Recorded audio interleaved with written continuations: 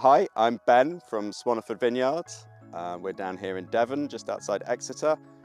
We have 10,000 vines, over 10 acres, and we specialise in Chardonnay, Pinot Noir and Pinot Meunier, the Champagne varieties.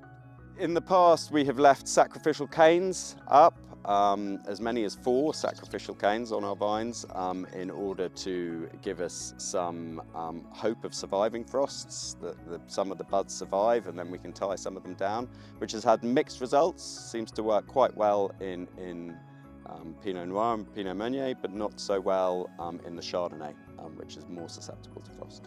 This year we've just protected our Chardonnay behind us, which is 3,500 vines. Once the Froelight system is on, I don't have to worry about it, which is why I think we chose it over other systems. The fact that I can come up and make sure it's working and turn it on and then sleep easy that the vines are protected is a major plus from our point of view. That idea that it doesn't need extra labour, of people helping me to do anything, it can just go on and be left to do its job, that's a massive advantage for us. Given the experience that we've had this year in setting it up, I would certainly consider spreading it out across the rest of this field. There are another 4,000 vines in this field.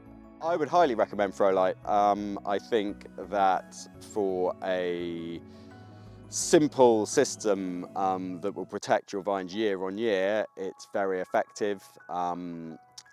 I think financially, obviously, it's an investment to put out there, but you know what you've invested. The yearly upkeep then will just be a question of getting them out there, but I've paid for it now and I hope that it will save this crop, 2 or 3 times over the next 10 years, and that will definitely pay for itself.